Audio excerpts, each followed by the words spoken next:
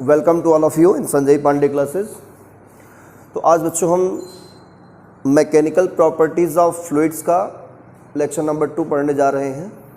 ठीक है, इसके पिछले लेक्चर में हमने बात किया था पास्कल्स लॉ के बारे में, पास्कल्स लॉ के एप्लीकेशन के बारे में। आई होप कि आप लोग पास्कल्स लॉ के एप्लीकेशन पे न्यूमेरिकल सॉल्व किए होंगे, और नहीं किए होंगे तो न्यूमेरिकल सॉल्व कर लीजिएगा पास्कल्स लॉ पे, है ना। कोई जिसे लिफ्ट, यहाँ पर फोर्स अप्लाई होता है, कोई बॉडी को लिफ्टेड किया जाता है ना, कार को उठाया जाता है, तो उस पर आप लोग क्या करेंगे, न्यूमेरिकल सॉल्व करेंगे। और pressure exerted by liquid column, H depth नीचे प्रेशर कितना होता है वो हमने आपको P = H ρg पढ़ा दिया था। आज बात करेंगे प्रेशर का वेरिएशन के बारे में। ठीक है, प्रेशर कैसे वेरी करता है ये जानना है। ठीक है, तो कॉपी और पेन निकाल लिए हैं आप लोग, तैयार हो जाइए। तो my name is Shailendra Dwivedi, I teach physics. तो हेडिंग रहेगा आपका pressure variation with depth. Heading क्या रहेगा बेटा? प्रेशर वेरिएशन विथ डेप्थ, मतलब डेप्थ के साथ प्रेशर कैसे वेरी कर रहा है ये सीखना है ना। जैसे जैसे आप डेप्थ में जाओगे प्रेशर क्या करेगा, इंक्रीज करता जाएगा या वेरी करेगा। तो कैसे पता चलेगा कि हाँ ये वेरी में इंक्रीज कर रहा है, वेरिएशन में क्या कर रहा है, इंक्रीज कर रहा है ना। इस बात को प्रूफ करना है, तो कैसे प्रूफ करेंगे? तो एक छोटा सा हम लोग क्या करेंगे, रे डायग्राम बनाएंगे। सॉरी, रे डायग्राम कह रहे हैं, डायग्राम बनाएंगे, है ना, विसल का रे डायग्राम। क्लास 12 का फिजिक्स दिमाग में चल रहा था, निकल आया। तो एक डायग्राम लेते हैं यहाँ पे, ठीक है, छोटा सा। इसमें इसकी हाइट क्या है पता नहीं कितनी है हाइट, लेकिन हमें ये देखना है कि हमें लिक्विड जो फिल करना है वो लिक्विड भरा है काफ़ी ज़्यादा, है ना। ये लिक्विड भरा हुआ है यहाँ पे। लिक्विड का वो डेप्थ नहीं पता कितना डेप्थ है ये, बस ये पता है कि हाँ लिक्विड भरा है। और क्या, इसकी अपनी कुछ डेंसिटी होगी। इसकी डेंसिटी कितना मान लेंगे, रो मान लेंगे। डेंसिटी क्या मान लेंगे, रो। और हम क्या करेंगे, यहाँ पे लिक्विड का ही, किसका, लिक्विड का ही एक इमेजिनरी सिलेंडर बनाएंगे। किसका बनाएंगे, लिक्विड का ही इमेजिनरी सिलेंडर बनाएंगे। उस सिलेंडर की हाइट हम मान लेंगे h है। जैसे मान लीजिए कि यहाँ पर इस पॉइंट पर, सॉरी मिस्टेक सी आ गया, है ना, इस पॉइंट पर लिक्विड का प्रेशर होगा, बोलो। यहाँ पर लिक्विड का प्रेशर क्या मान लिया हमने, P1, ठीक है ना। और इससे H डेप्थ नीचे, यहाँ पे प्रेशर कितना मान लिया, P2। भाई प्रेशर वेरी कर रहा है ना, तो प्रेशर वेरिएशन दिखाना है। तो यहाँ पर हमने क्या माना, प्रेशर P1, और यहाँ पे क्या माना, P2। P1 से P2 तक की हाइट कितनी है, h है। कितनी हाइट है ये, h। तो क्या करेंगे हम, इस हाइट के बराबर एक पानी का सिलेंडर बना लेंगे। किसका, पानी का, मतलब इसी लिक्विड का, जो लिक्विड आप ले रखे हो, है ना। ये हमने सिलेंडर बना लिया। क्या बना लिया, सिलेंडर। तो इस सिलेंडर पे जो एरिया है ये वाला, और जो ये एरिया है, दोनों एरिया क्या है, सेम है। एरिया क्या है, सेम। दोनों का एरिया कितना है, सेम। एरिया सेम है, बट फोर्स क्या होगा, अलग अलग लगेगा, है कि नहीं। इस पर फोर्स, भाई ये कांटेक्ट में है ना, आपने पढ़ा कि लिक्विड जिस कांटेक्ट में रहता है फोर्स क्या लगाता है, हमेशा परपेंडिकुलर लगाता है। जिसके कांटेक्ट में, अगर आप इसे कांटेक्ट सरफेस मानते हैं तो इस पर परपेंडिकुलर फोर्स अप्लाई होगा, आप इसे कहेंगे F1। एक फोर्स इसके परपेंडिकुलर अप्लाई होगा F2, और एक फोर्स इस इस सिलेंडर का जो वेट होगा वो नीचे की तरफ mg इसका वेट। तो इस सिलेंडर में कितने फोर्स लग रहे हैं? 3 फोर्स, एक F1 नीचे की तरफ, mg नीचे की तरफ, F2 ऊपर की तरफ। अगर ये लिक्विड हमारा किस में है? इक्विलिब्रियम है। क्या है? इक्विलिब्रियम मतलब रेस्ट में है, तो इस पर नेट फोर्स क्या होगा? 0, है ना। If liquid is in rest oblique equilibrium then net force on the cylinder, net force on the cylinder become zero, become zero। क्या होगा बच्चों? इस पर नेट फोर्स 0 हो जाएगा। नेट फोर्स 0 होने का मतलब ये है कि ये फोर्स नीचे की तरफ है, पॉजिटिव लेंगे, mg को पॉजिटिव लेंगे, F2 ऊपर की तरफ है तो क्या लेंगे? नेगेटिव लेंगे।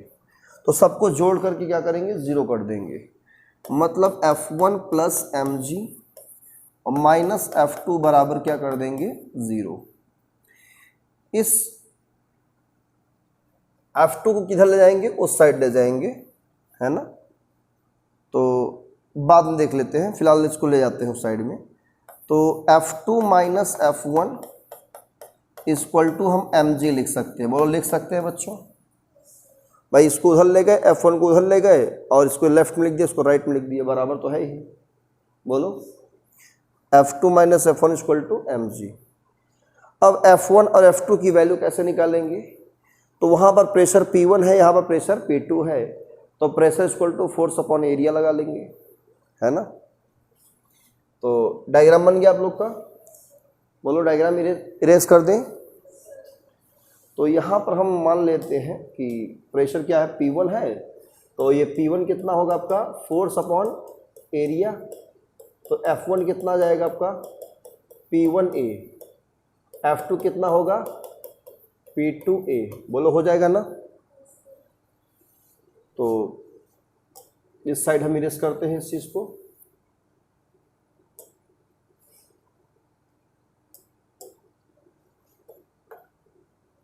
ठीक है।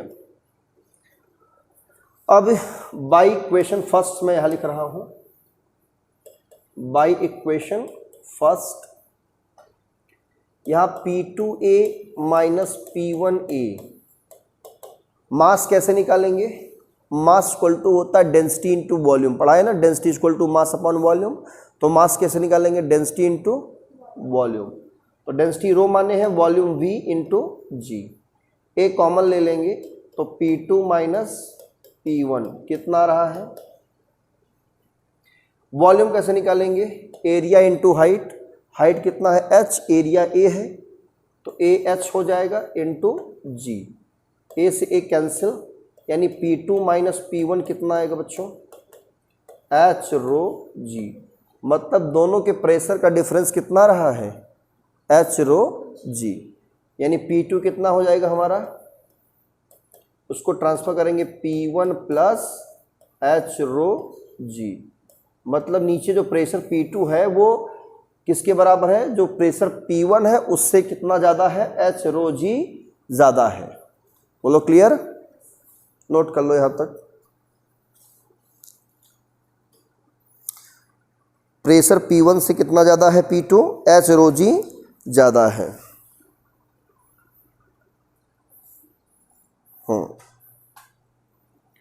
इसको बना देंगे आप लोग इक्वेशन नंबर सेकेंड।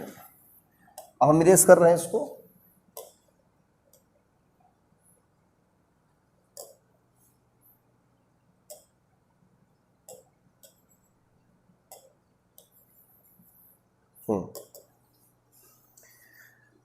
देखिए आपने क्या किया है, यहाँ पे वही टैंक था, ठीक है, यहाँ लिक्विड भरा हुआ था, ऐसे लिक्विड भरा हुआ था और आपने दो पॉइंट लिए। एक पॉइंट यहाँ पर लिया P2 प्रेशर लिया और यहाँ पर लिया P1 प्रेशर। तो जो यहाँ का प्रेशर है P2 वो कितना ज़्यादा है? P1 है प्लस h रो जी क्या है? ज़्यादा है। है कि नहीं। ये इसकी अगर हाइट कितनी है, h है यहाँ तक की, तो यहाँ का जो प्रेशर है वो h रो जी ज़्यादा है। क्लियर, यानी दोनों का प्रेशर डिफरेंस कितना होगा, h रो जी। तो यहाँ से एक कंक्लूजन क्या मिलता है, निष्कर्ष, कि जैसे जैसे आप डेप्थ में जाएंगे प्रेशर क्या करता है, इंक्रीज करता है। क्लियर। दूसरा कंक्लूजन क्या मिला कि एट द सेम डेप्थ या सेम डेप्थ कह लीजिए, सेम डेप्थ पे ऑल पॉइंट्स पे जो प्रेशर होता है क्या होता है, सेम होता है। जैसे कि हम बात करें इस पॉइंट, इस लेवल पे, यानी ये हॉरिजॉन्टल जो लेवल है, ये लेवल, यहाँ पे सब जगह प्रेशर क्या होगा, सेम होगा। मतलब सब जगह P1 P1 P1 सब जगह P1 होगा। और यहाँ जब एस डेप्थ नीचे आएगा तो यहाँ पर इस लेवल पे सब जगह प्रेशर सेम होगा। मतलब किसी गिवन डेप्थ पर, एक हॉरिजॉन्टल लेवल गिवन डेप्थ पे ऑल पॉइंट्स पर प्रेशर सेम होता है, ठीक है ना। और प्रेशर जो है डेप्थ के साथ इंक्रीज करता है। तो दो कंक्लूजन तो यहाँ पर मिलता है। तो सेम हॉरिजॉन्टल लेवल रहेगा तो प्रेशर क्या होता है, सेम होता है। तो यहाँ पर लिखना it implies that, first number लिखना, ये क्या इंडिकेट करता है, प्रेशर इंक्रीजेस विथ डेप्थ। ठीक है ना। पहला क्या मिला कंक्लूजन, कि प्रेशर इंक्रीज करता है डेप्थ के साथ। मतलब जैसे जब नीचे जाओगे प्रेशर बढ़ेगा। ठीक है। आप प्रेशर यहाँ पे ज़्यादा फील करोगे कि यहाँ पे नीचे पे, है ना। ये पॉइंट अगर हम ए और बी कह दें तो बी पर प्रेशर ज़्यादा होगा एज कंपेयर टू ए। ठीक है ना। यहाँ से P2 हम बता सकते हैं P2 बड़ा है P1 से, तो देख कर ही लग रहा है। दूसरा क्या है इसमें कि at same depth pressure at all points become same.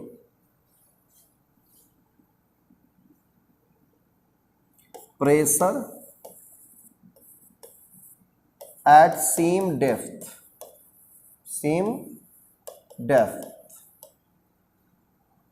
pressure at same depth at all points,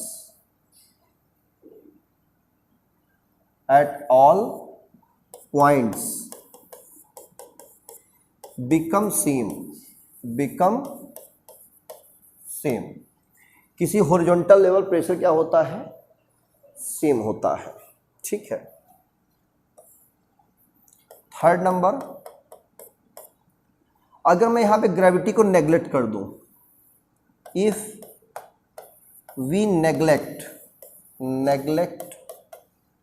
the gravity को अगर हम क्या करें, नेग्लेक्ट कर दें, मतलब जी क्या ले लें, that is G equal to 0। या 0 तो ये क्या हो जाएगा, 0। तो यानी हमें क्या मिल जाएगा, P1 equal to P2। Then pressure at all points will be same. क्या हो जाएगा, अगर ग्रेविटी आप हटा दोगे, जी क्या करोगे 0, तो सब जगह प्रेशर यहां वहां तब क्या हो जाएगा, सेम हो जाएगा। क्लियर। और यही क्या है आपका पास्कल्स का लॉ है, ये भी पास्कल लॉ है स्टेटमेंट।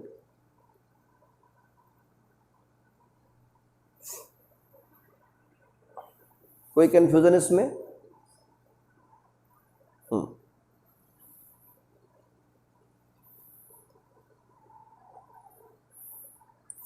यहां तक नोट कर लिया आपने, चलिए बहुत बढ़िया।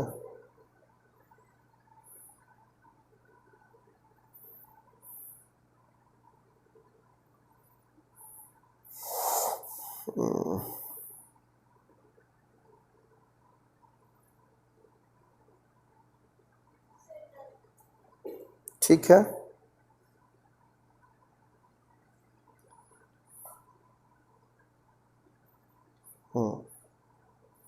चले, आपने बोयंट फोर्स पढ़ा है क्लास 9th में? बुयांट फोर्स क्या होता है या बुयांसी क्या होती है? हेडिंग डाल दीजिए बुयांसी। हेडिंग क्या डालिए? Buoyancy, BUOYANCY। बुयांसी क्या होती है मालूम है?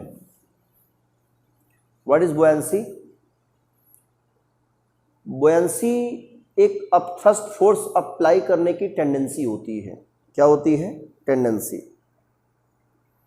ठीक है ना?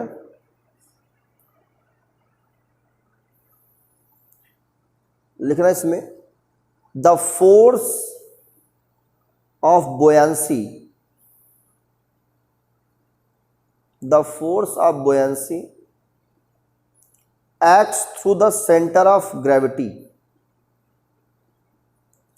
acts through the center of gravity of the displaced fluid,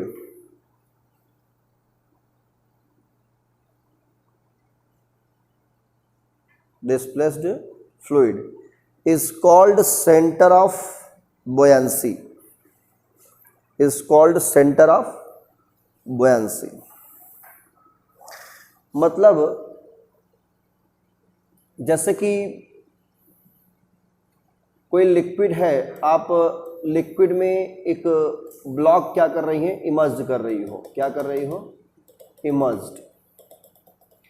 तो जितना पानी ये डिस्प्लेस होगा यहाँ से ना, लिक्विड डिस्प्लेस होगा, उस पर एक अपथ्रस्ट फोर्स अप्लाई करती है। क्या अप्लाई करती है? Upthrust force. वो इसके सेंटर ऑफ ग्रेविटी के अलोंग अप्लाई करती है। किसके अलोंग?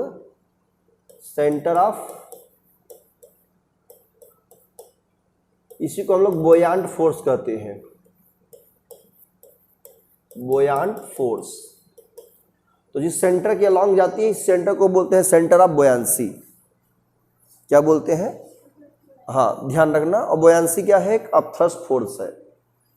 क्या है? Upthrust force. Clear?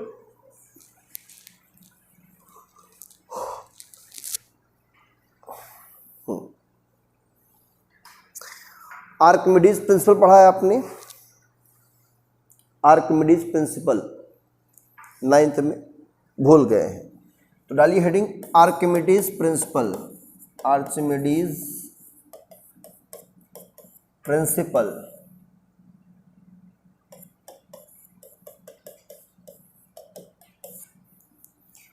Archimedes principal.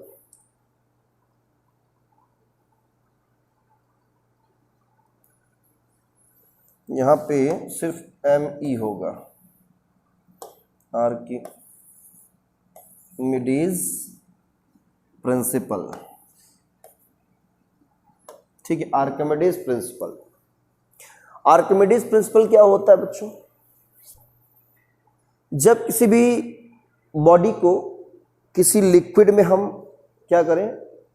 Fully या इमर्स्डली, मतलब डुबोएं या डुबोते हैं, जो उस पर अपथ्रस्ट फोर्स होता है ना, अपथ्रस्ट फोर्स, वो अपथ्रस्ट फोर्स उस बॉडी के द्वारा जो लिक्विड हट जाता है, जो पानी हटता है, उसके वेट के बराबर होता है। ठीक है ना? जैसे मान लीजिए कि क्या नाम है, रेचल ने एक बाल्टी में पानी भरा हुआ है, एक छोटा सा लकड़ी का ब्लॉक ये डुबोने की कोशिश कर रही है, या प्लास्टिक का ब्लॉक मान लीजिए डुबो रही है। जैसे डुबोती है पानी थोड़ा सा क्या होता है? ऊपर उठता कि नहीं उठता? बोलो, लगता नहीं पानी ऊपर आ रहा है? उठता इसलिए है कि वहाँ से पानी हट जाता है। तो जब हटेगा तो कहाँ जाएगा? हवा में उड़ जाएगा, वो ऊपर आएगा ना। तो जहाँ तक ब्लॉक आप ले जाओगे नीचे तक, जितना उसका वॉल्यूम है, उसके वॉल्यूम के बराबर पानी क्या होता है? वहाँ से हट जाता है। ये आर्किमिडीज ने कहा। और उसके बराबर वॉल्यूम पर पानी हटेगा तो पानी कहाँ जाएगा? उसके ऊपर आ जाएगा। तो उस पर जो एक, जैसे अगर आप हाथ हटाओगे वो ब्लॉक फिर से ऊपर आ जाता है। आता नहीं आता?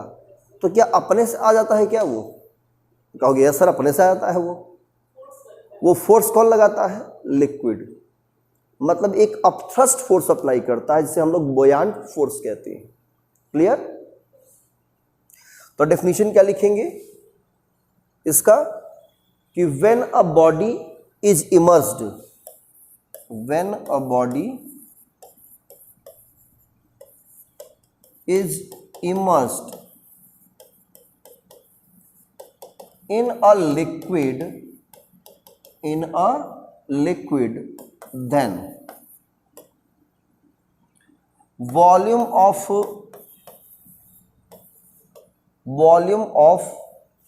body is equal to volume of liquid displaced. Volume of body या volume of submerged part, volume of submerged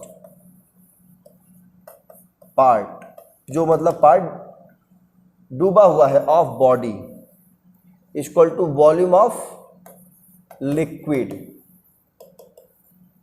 displaced by it.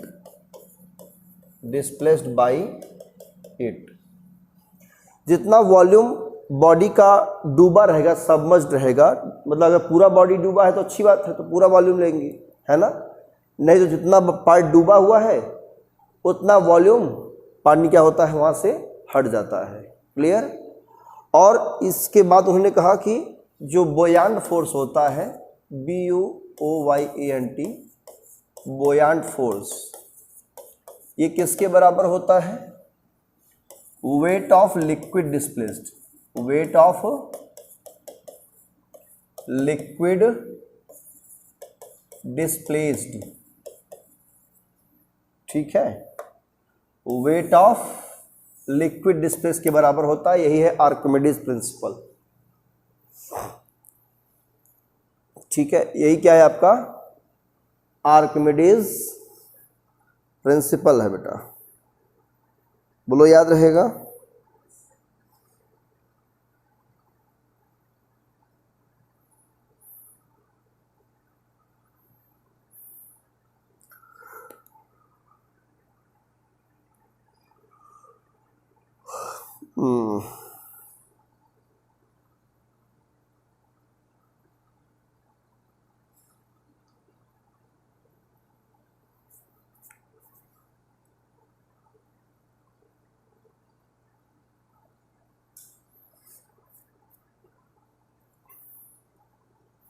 Note कर लिया?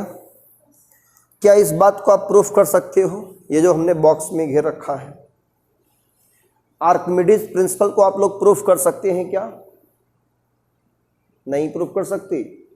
जो बुयांट फोर्स होता है, मतलब net force, up thrust force, उसी बुयांट फोर्स कहते हैं, वो वेट ऑफ लिक्विड डिस्प्लेस के बराबर होगा। यही बात को प्रूफ करनी है। तो कैसे प्रूफ करेंगे? देखिए यहां पर हमने क्या लिया, एक तो बड़ा सा ले रहे हैं हम, मान लो ब्लॉक ले रहे हैं। क्या ले रहे हैं? ब्लॉक।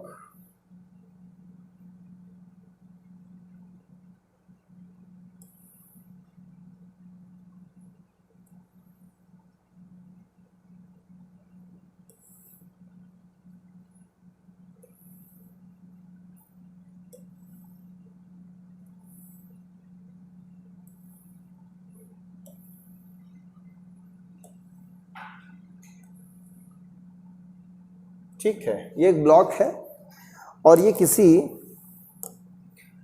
लिक्विड में भरा हुआ है। किस में भरा हुआ है? लिक्विड में। ठीक है, यहाँ पानी भरा हुआ है पूरा। क्या भरा है? पानी। इसका डेंसिटी कितना है? रो। किसका डेंसिटी?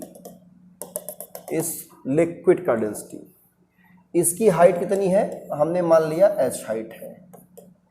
ये एरिया कितनी है? a है। इसका भी एरिया कितना है? a। एरिया a, इसका भी एरिया a। ये फ्री सरफेस से कितना नीचे है? x डेप्थ नीचे है। कितना नीचे है? ये वाला सरफेस। क्लियर? तो इस पर क्या होगा? लिक्विड कांटेक्ट में है कि नहीं है? परपेंडिकुलर फोर्स अप्लाई होगा। बोलो। आप कहेंगे इस पे एक परपेंडिकुलर फोर्स अप्लाई होगा और एक इस पर परपेंडिकुलर फोर्स अप्लाई होगा। बोलो होगा। इसे हमने कह दिया F1, इसे कह दिया F2। कौन सा फोर्स ज्यादा होगा? क्यों ज्यादा होगा? अब फोर्स यहाँ पे है F1, तो यहाँ पर प्रेशर भी तो पड़ेगा P1, यहाँ पर प्रेशर P2, एरिया A है, एरिया यहाँ पर भी A है, तो एरिया सेम है, तो फोर्स कहाँ ज़्यादा होगा? जहाँ पे प्रेशर ज़्यादा होगा। तो प्रेशर कहाँ ज़्यादा होगा? नीचे की ऊपर? नीचे। मतलब फोर्स कहाँ ज़्यादा है? नीचे। F2 बड़ा है F1 से, है ना? मतलब यहाँ पे क्या है? F2 बड़ा है F1 से, तो बोयांट फोर्स कितना होगा? बोयांट फोर्स कितना होगा? आप कहोगे नेट फोर्स निकालेंगे, इसका रिजल्टेंट लेंगे, मतलब बड़े में छोटे को माइनस कर देंगे, F2 माइनस, यही है बोयांट फोर्स। अब ये कैसे निकालेंगे? प्रेशर इनटू एरिया से, तो ये आपका हो जाएगा P2A माइनस P1A। ए कॉमन लेंगे तो P2 माइनस P1 एरिया। यही आपका क्या है? अपथ्रस्ट। ये क्या है आपका? अपथ्रस्ट। ठीक है, इक्वेशन नंबर फर्स्ट। P1 कितना होगा?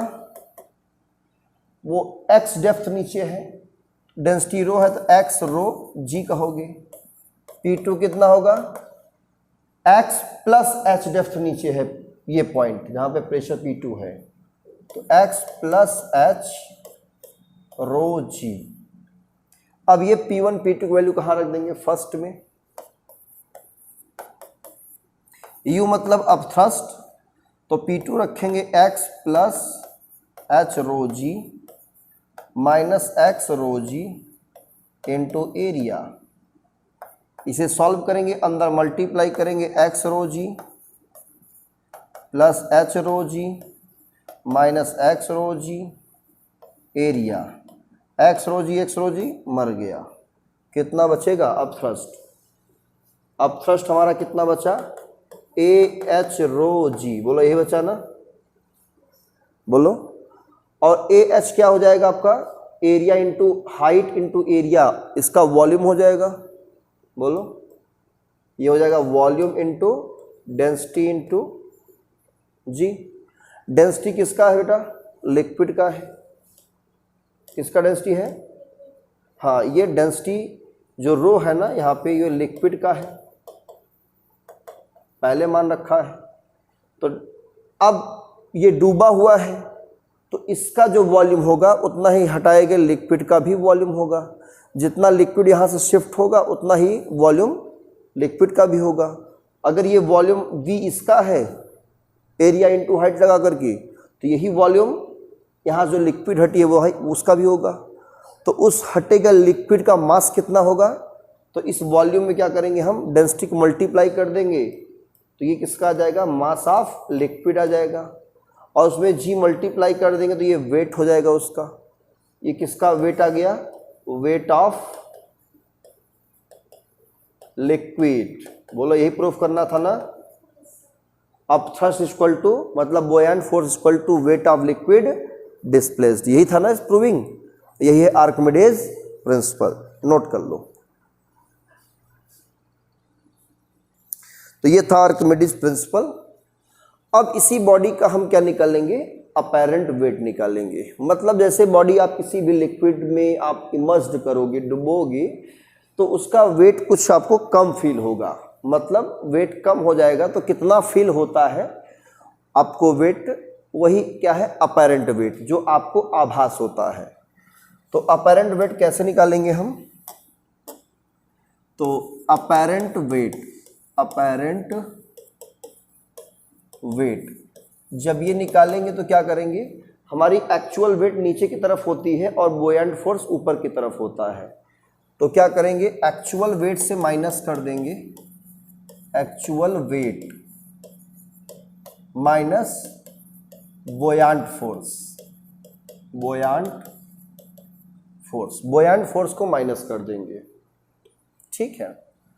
अब ये अपैरेंट वेट हम कैसे निकालेंगे? अब एक्चुअल वेट कैसे कितना होगा, W मान लेंगे, और इसका हम अभी निकाले हैं जस्ट कितना,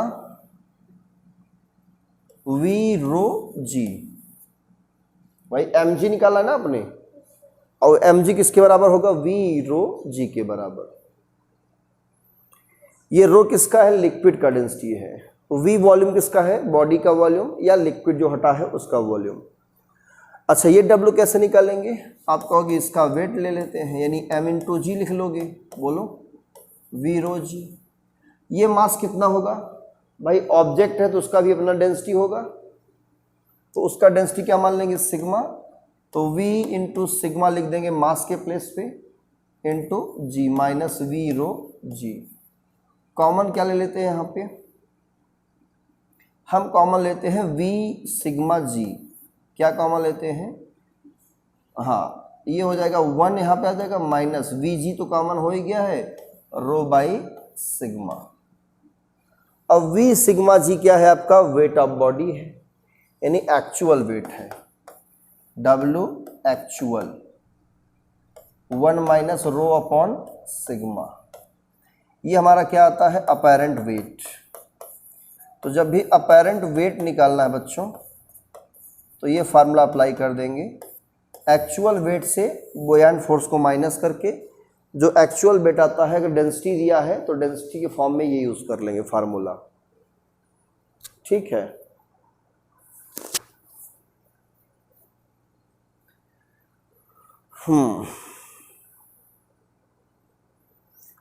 अब अगर हम बात करें इसमें आगे, तो क्या बॉडी इस कंडीशन में फ्लोट कर रही है कि नहीं कर रही है, कि डूबती चली जा रही है नीचे? तो बात कर लेते हैं इसके फ्लोटेशन पे। तो बॉडी फ्लोट क्यों करेगी, किन कंडीशन में करेगी, किन कंडीशन में नहीं करेगी, तो उसके लिए एक लॉ बना है, लॉ ऑफ फ्लोटेशन। तो इसको लिखने के बाद आप हेडिंग डाल देना, लॉ ऑफ फ्लोटेशन, है ना।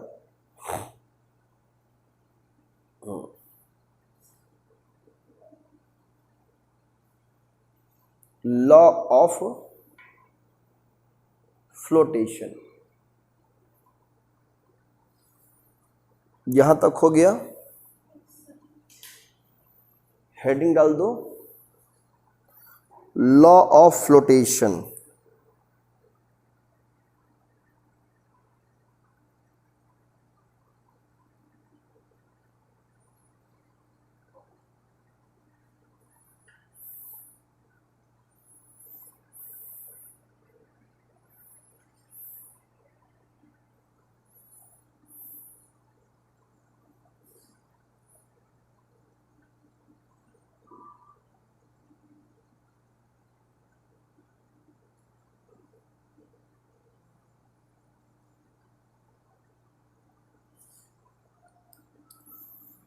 ठीक है, क्या हेडिंग रहेगा आपका, लॉ ऑफ फ्लोटेशन,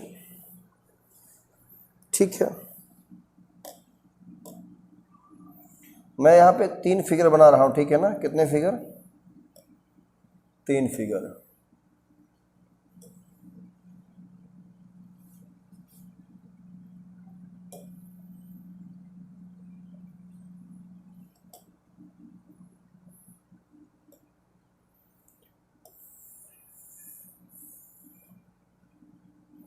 इसमें क्या है,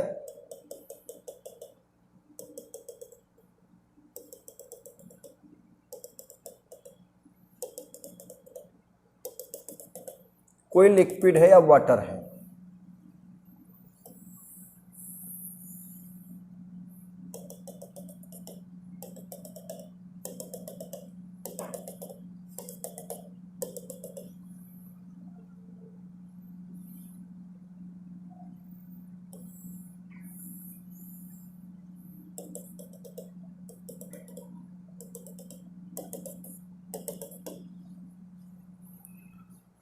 इस यहाँ पे बॉडी पर कितने फोर्स काम कर रहे हैं, इस पे इसका एक फोर्स काम कर रहा है, नीचे इसका वेट, और ऊपर काम क्या कर रहा है, अप थ्रस्ट। यहाँ पर भी वेट नीचे काम क्या कर रहा है, इसका वेट नीचे ऊपर तरफ क्या काम कर रहा है,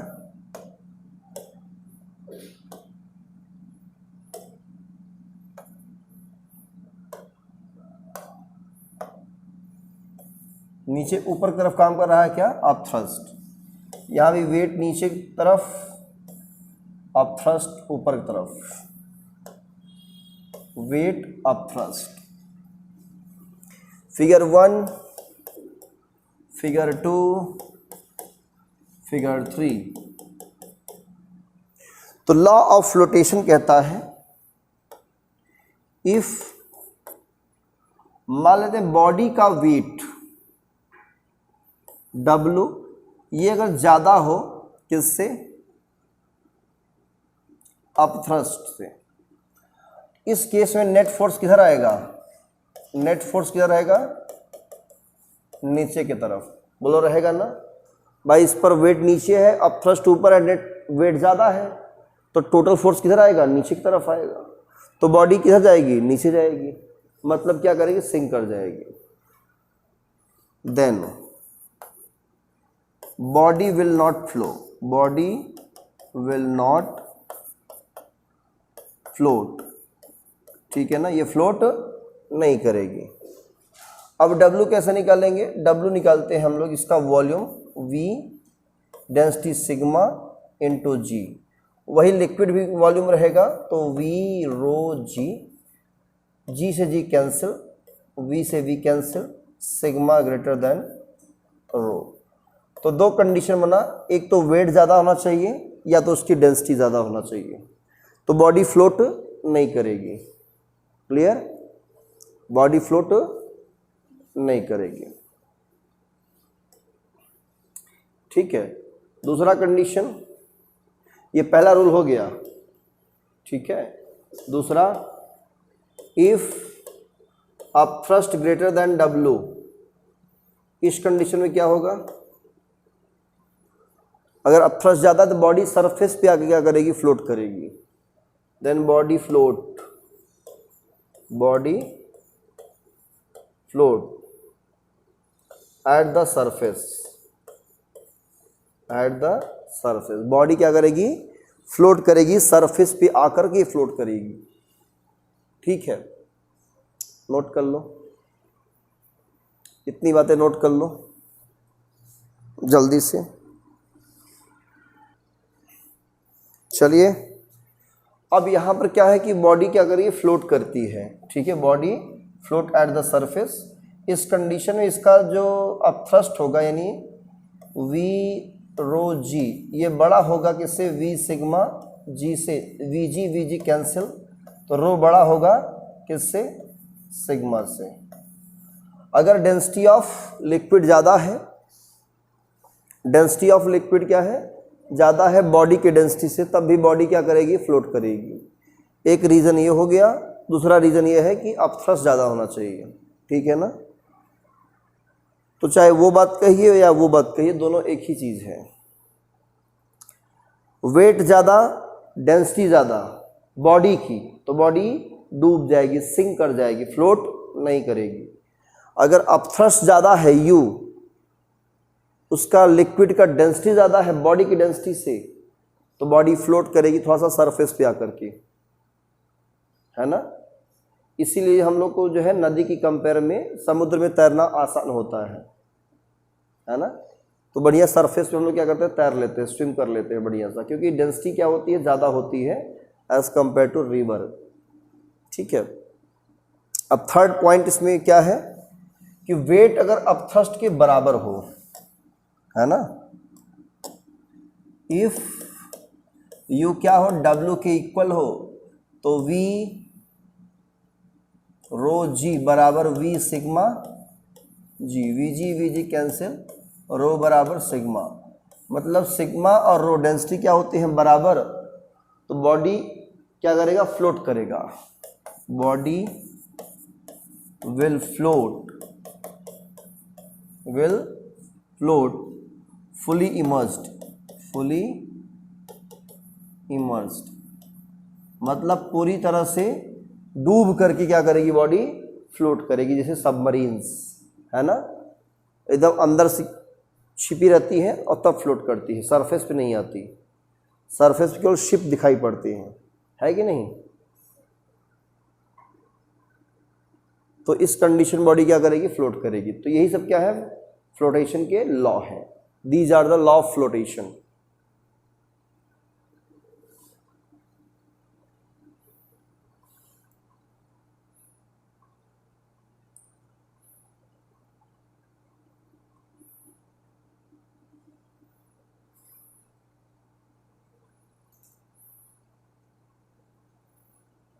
हेडिंग हैगा इसके बाद fractional submerged volume of floating body.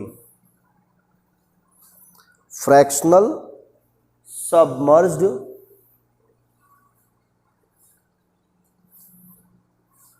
Rachel लिख लिया बेटा, ये हेडिंग डालो, फ्रैक्शनल सबमर्ज्ड, फ्रैक्शनल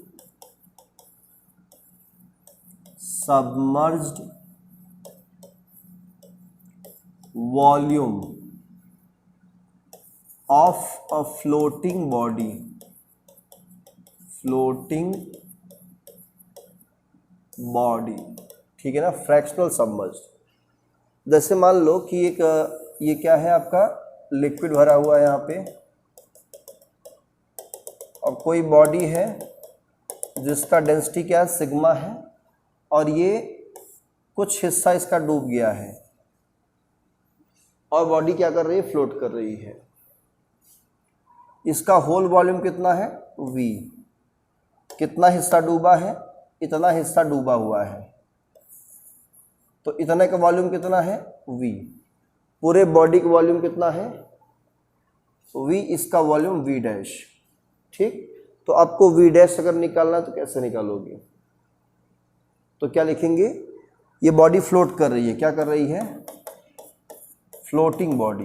बॉडी कैसी है, फ्लोट कर रही है, तो आप कहोगे wait of body, wait of body ये इक्वल है किसके, wait of liquid displaced by it, wait of liquid displaced by it. जितना लिक्विड ये हटाता है उसके वेट के क्या है, बराबर। मतलब बोयान फोर्स, मतलब अप थ्रस्ट और वेट दोनों क्या है, बराबर है। बॉडी क्या कर रही है, ये तो आपने फ्लोटेशन पढ़ा ही है कि नहीं। तो वेट कैसे निकालते हैं, mg, और इसका m डैश इंटू जी कर लेंगे, बोलो सही है। अब मास इक्वल टू क्या होता है, डेंसिटी इंटू वॉल्यूम। इसका डेंसिटी क्या मान लो, सिग्मा, डेंसिटी क्या है इसका, सिग्मा, और इसकी डेंसिटी क्या है, रो, डेंसिटी रो है।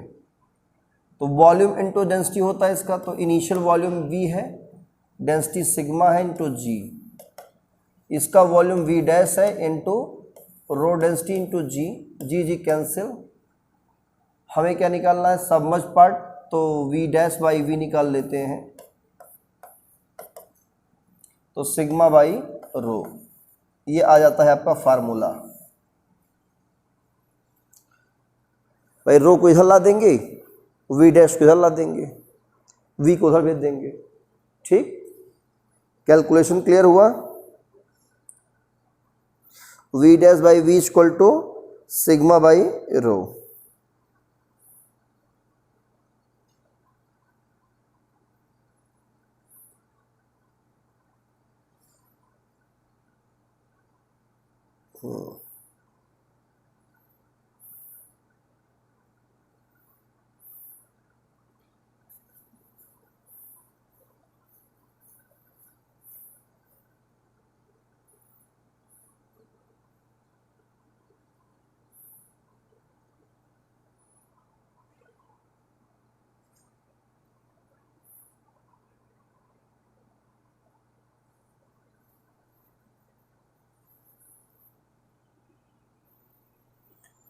अब इसी में हमको निकालना है अगर रिलेटिव डेंसिटी, क्या निकालनी है, अच्छा पहले नोट कर लो इसमें सिग्मा क्या है और रो क्या है, नहीं तो आप लोग कंफ्यूज हो जाएंगे, है ना।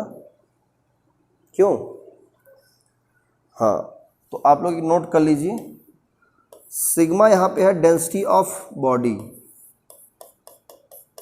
डेंसिटी ऑफ बॉडी, और रो है density of liquid, density of liquid. ये चीज़ याद रखना। और वी डैश क्या है? सबमर्ज पार्ट का वॉल्यूम, जो डूबा हुआ पार्ट है उसका वॉल्यूम, और वी क्या है? बॉडी का whole volume, complete volume.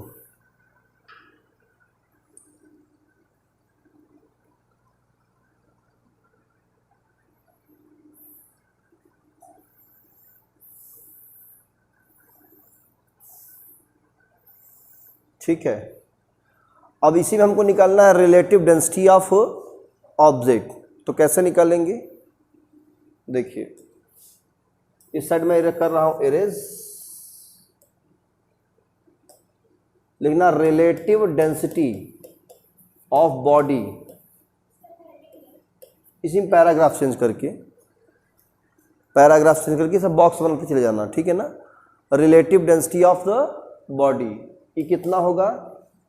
Wait of body in air, weight of body in air upon loss in weight, loss in weight in water, water में कितना वेट लॉस किया है उससे डिवाइड कर देंगे, तो आपको क्या मिल जाएगा? रिलेटिव डेंसिटी मिल जाएगा किसका? बॉडी का। ठीक है,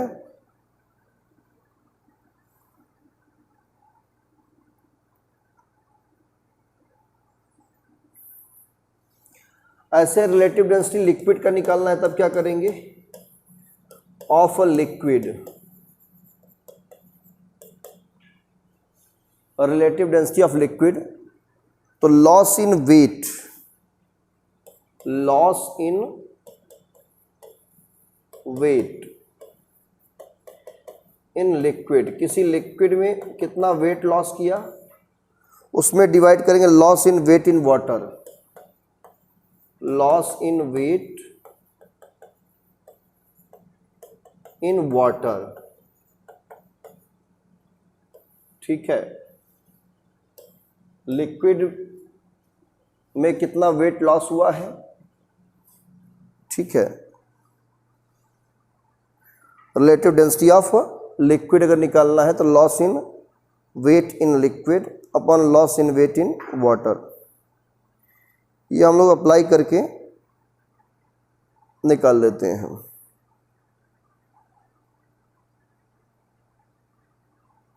याद रहेगा, इतनी बातें याद रखना क्योंकि ये सब बेसिक पॉइंट्स हैं बेटा।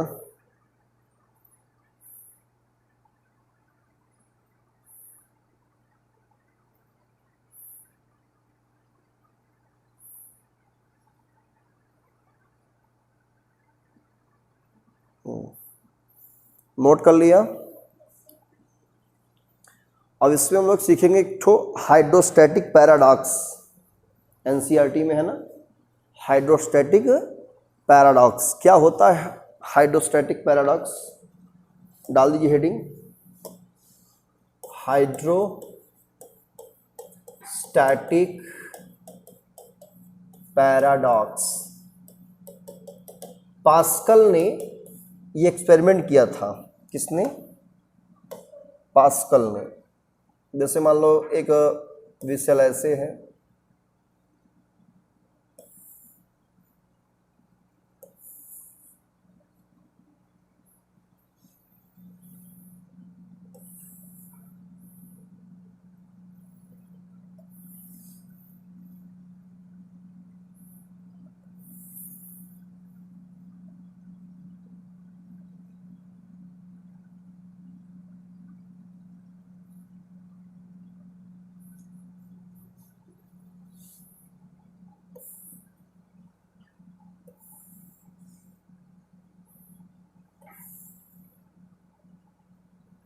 ये 3 विसल्स हैं और तीनों में क्या भरा हुआ है,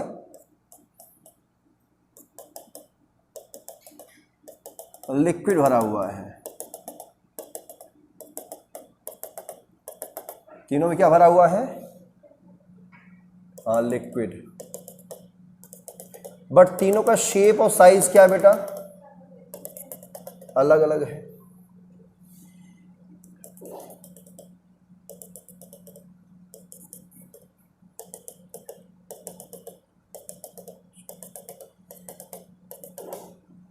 और इससे इन्होंने एक प्रेशर मीटर कनेक्ट कर दिया। क्या कनेक्ट कर दिया, प्रेशर मीटर, इन तीनों से, क्योंकि यहाँ पर हमें प्रेशर निकालना था इस जगह पे, है ना, इस जगह पे प्रेशर। तो इस जगह से इन्होंने क्या किया, प्रेशर मीटर लगा दिया। क्या लगा दिया,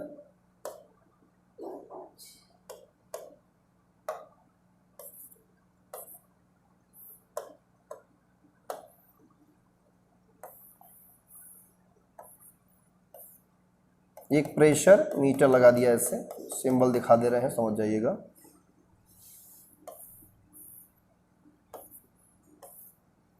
ये जो प्रेशर मीटर है ना,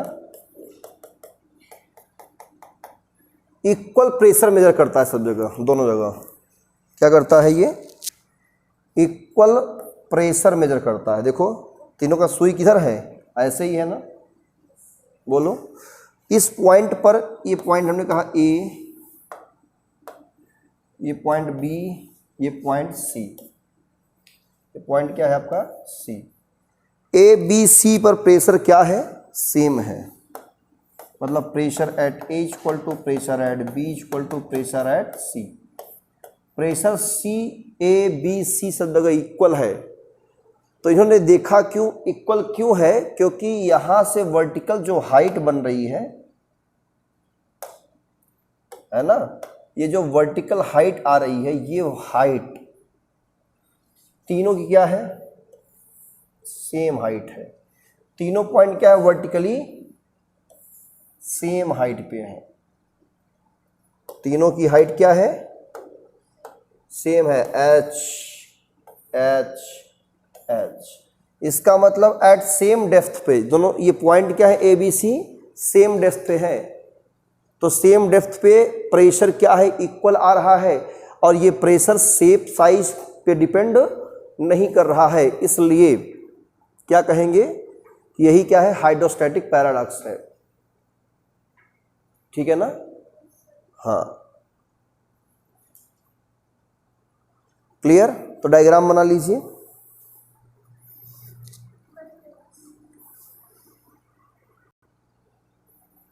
तो ये फिगर बन गया आप लोग का।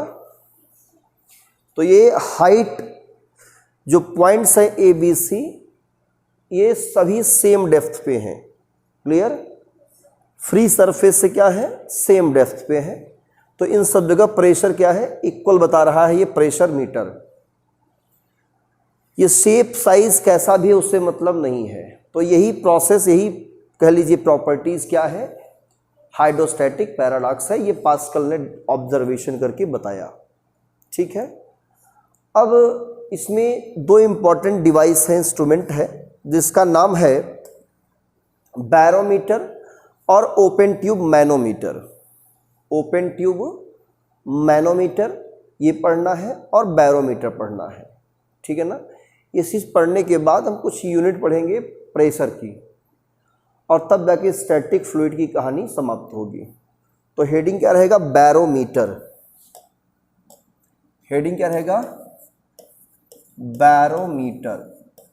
बैरोमीटर क्या होता है मालूम है, ये एक ऐसा डिवाइस है, ये इटालियन इंजीनियर थे, इंजीनियर टोरिसेली। क्या नाम था, टोरिसेली। उन्होंने इस इंस्ट्रूमेंट को, इस डिवाइस को तैयार किया था, है ना। हमारे अर्थ का जो एटमॉस्फेयर है उसका एक प्रेशर पड़ता है हम लोग के ऊपर। हम लोग कहाँ पे हैं, अर्थ पे है। तो अर्थ का जो एटमॉस्फेयर है वो हमारे ऊपर क्या डालता है, प्रेशर बनाए रखा है ऊपर से। अर्थ तो ग्रेविटी खींच ही रही है, बट प्रेशर भी ऊपर से बना हुआ है, एयर का प्रेशर, मतलब कह लीजिए एटमॉस्फेयर का प्रेशर। ठीक है, तो उसमें प्रेशर को मेजर करने के लिए उन्होंने एक डिज़ाइन किया, डिवाइस या इंस्ट्रूमेंट डिज़ाइन किया, जिसे हम लोग कहते हैं बैरोमीटर। तो लिखना इसमें, it is a device, it is a, लिखिए डेफिनेशन इसका, it is a device which is used to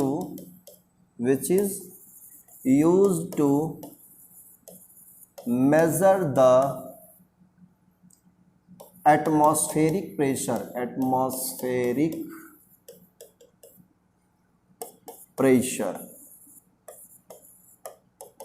ठीक है ना। इसमें करते क्या है, एक हम वेसल में हम मरकरी भर लेते हैं, क्या भर लेते हैं, मरकरी।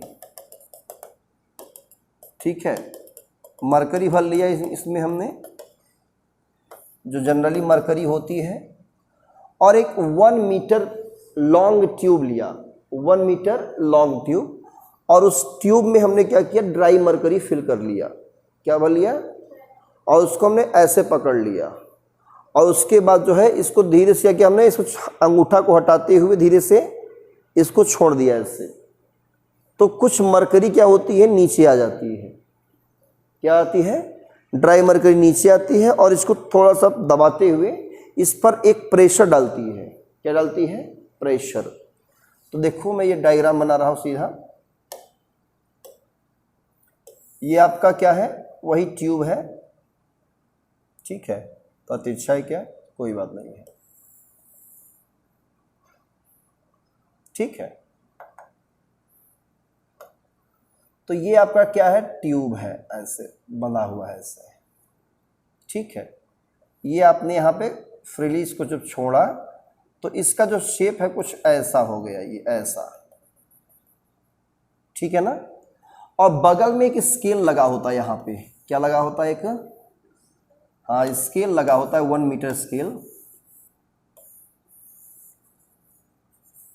ठीक है,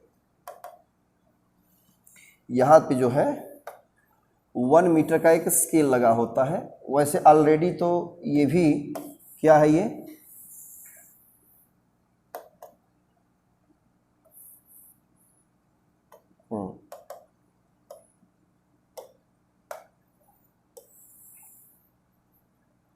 ये 1 मीटर का स्केल लगा होता है, ऐसे इसमें स्केल बने होते हैं ऐसे से। ठीक है, तो ये देखा गया कि यहां तक मरकरी कुछ यहां से फॉल कर गया, यहां तक ड्राई मरकरी भरी हुई है, क्या, ड्राई मरकरी। तो यहां पे क्या किया इसने, एक प्रेशर अप्लाई किया, कहां पे, इस लेवल पे, इस लेवल पे क्या किया इसने, एक प्रेशर अप्लाई किया, एक प्रेशर यहां अप्लाई किया इस ड्राई मरकरी ने, है ना। अब ये प्रेशर हमने कितना मान लिया, P मान लिया। ये किस पर अप्लाई हो रहा है, मरकरी का प्रेशर है, क्लियर है ना। तो यहाँ क्या बिल्कुल खाली हो जाता है, तो यहाँ पे वैक्यूम क्रिएट हो जाता है। वैक्यूम में एटमॉस्फेयर तो रहेगा नहीं, तो यहाँ मतलब क्या है, एयर नहीं है यहाँ पे, है ना। तो यहाँ जब देखा गया तो जो ये हाइट हमारी है ना, ये हाइट 76 सेंटीमीटर थी। कितनी हाइट थी, 76 सेंटीमीटर। अच्छा, यहाँ क्या है, इधर खाली हवा है, इधर भी क्या है, हवा ही है। तो यहाँ क्या पड़ रहा है, एटमॉस्फेरिक प्रेशर। यहाँ क्या पड़ रहा है, एटमॉस्फेरिक प्रेशर को हमने PA से दिखाया। ठीक है, ये प्रेशर इस लेवल पे सब जगह क्या होगा, सेम होगा। बोलो सेम होगा भाई। हॉरिजॉन्टल लेवल प्रेशर क्या होता है, सब जगह सेम होता है। तो हम कहेंगे ये प्रेशर बराबर ये प्रेशर बराबर ये प्रेशर, ये सभी प्रेशर क्या होंगे, सेम होंगे। तो हम कह सकते हैं कि एटमॉस्फेरिक प्रेशर यानी एटमॉस्फेरिक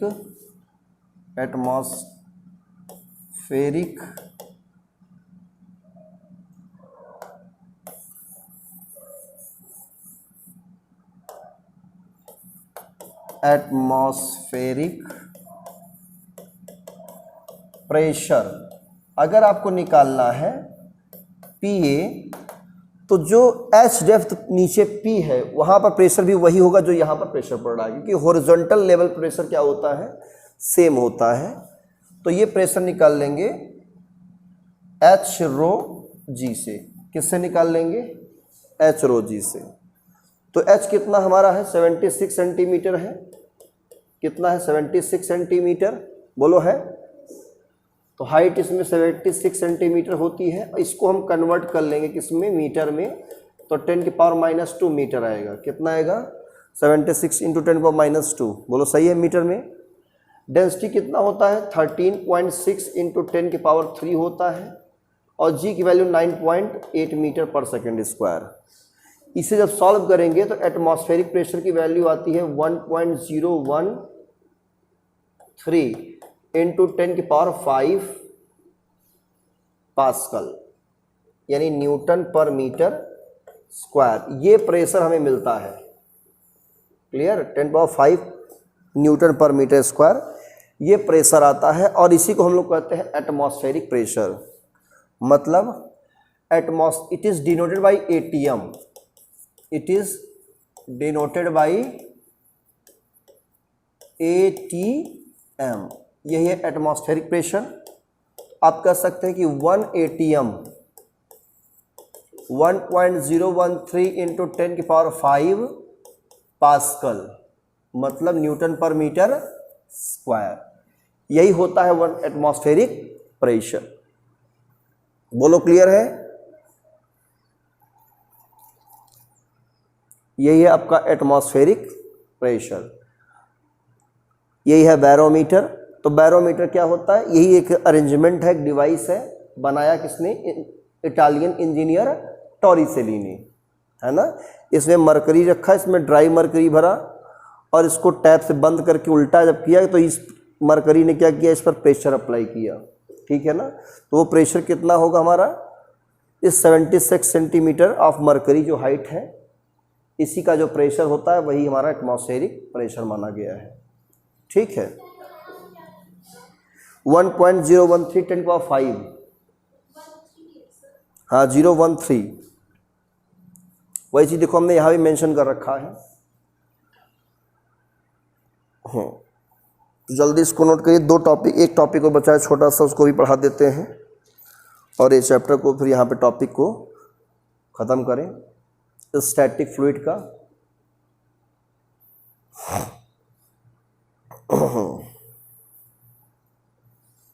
हो गया यहाँ तक? ये नोट कर लिया। तो एटमॉस्फेरिक प्रेशर को किससे डिनोट करेंगे बच्चों? ATM से। किससे डिनोट करेंगे? ATM से। ठीक रहेगा रेचल? क्लियर है? डाल दो हेडिंग। लास्ट हेडिंग इसमें है open tube manometer. Open tube manometer, ये क्या होता है? ओपन ट्यूब मैनोमीटर ये एक ऐसा डिवाइस है जिसके हेल्प से या जिसके यूज से हम लोग किसी गैस का प्रेशर मेजर कर सकते हैं। किसका प्रेशर? गैस का। इट इज अ डिवाइस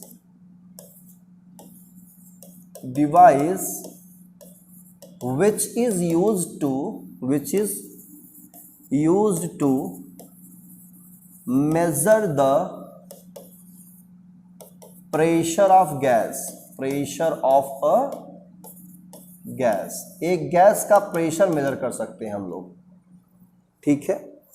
कैसा इसका स्ट्रक्चर होता है आइए देख लेते हैं। मान लीजिए ये है आपका क्या? कोई वेसल है। ठीक है। और हमने यहाँ से एक ट्यूब नली निकाल दी है यहाँ से ऐसे। ठीक है।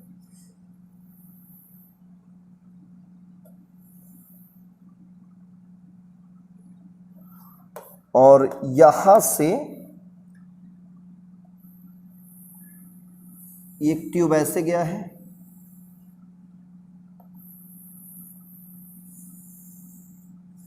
ये। ठीक है। इसमें कोई आपकी मान लो गैस भरी हुई है, क्या भरी हुई है, गैस। तो गैस यहाँ से आएगी ऐसे ऐसे, है ना, और इसमें भर देते हैं कोई लिक्विड। क्या भर देते हैं, लिक्विड।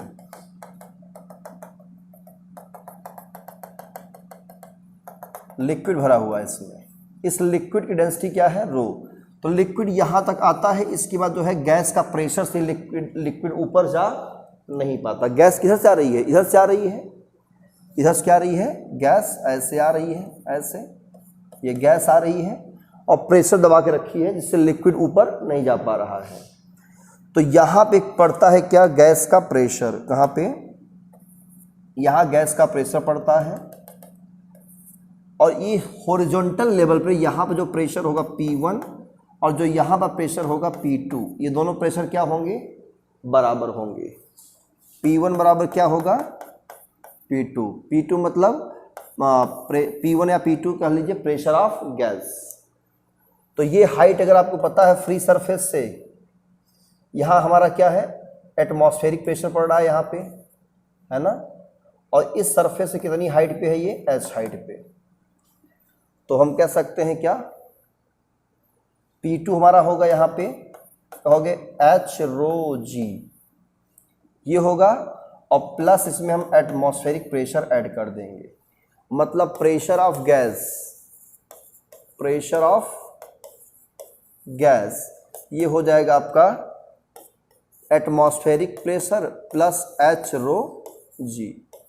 एक कॉन्सेप्ट है छोटा सा भाई, यहाँ गैस का प्रेशर पड़ रहा है ना, तो इस हॉरिजॉन्टल लेवल प्रेशर सब जगह क्या होगा, सेम होगा। तो जो प्रेशर यहाँ है वही प्रेशर यहाँ होना चाहिए। तो इसका प्रेशर बराबर यहाँ का प्रेशर निकाल लेंगे। तो यहाँ का प्रेशर कैसे निकाल लेंगे, फ्री सरफेस से h डेप्थ प्रेशर निकाल लेंगे h रो जी से, और यहाँ क्या पड़ रहा है, एटमॉस्फेरिक प्रेशर पड़ रहा है, उसको भी साथ में क्या करेंगे, हम ऐड कर देंगे, इसके साथ क्या कर देंगे, ऐड कर देंगे। क्लियर। तो यही है ओपन ट्यूब मैनोमीटर। इसके थ्रू क्या करते हैं, हम किसी गैस का प्रेशर मेजर करते हैं। बोलो क्लियर है, क्लियर है। तो ये सब क्या है, प्रेशर के बारे में था।